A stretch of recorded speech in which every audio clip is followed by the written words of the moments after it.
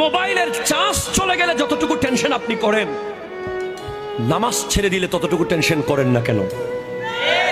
কথা বলেন ঠিক কিনা? ফেসবুক লক হয়ে গেলে আপনার টেনশনে খাবার দাবার বন্ধ হয়ে যায়। আপনি আবার নবীর সামনে দাঁড়াতে পারবেন? আপনি আল্লাহর সামনে কেমনে দাঁড়াবেন? আল্লাহ তো আপনার পক্ষে গিয়ে ফেরেশতাদের বিরুদ্ধে গিয়েছিল।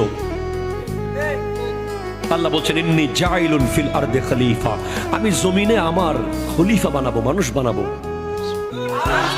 ফেরেশতারা বলছে আতাজালু ফিহা মান ইউফসিদু ফিহা ওয়া ইয়াসফিকু দিমা, আপনি কাদেরকে বানাবেন যারা জমিনে গিয়ে মারামারি কাটাকাটি করবে তাদেরকে? আল্লাহ বলছেন না, ইন্নী আ'লামু মা লা তা'লামুন, আমি যা জানি তোমরা তা জানো না। তো আজকের দিনে আপনি যদি বেহায়াপনা করেন, আপনি রং তামাশা করেন, আপনি ইহুদিদের মতো যদি চুল কাটেন,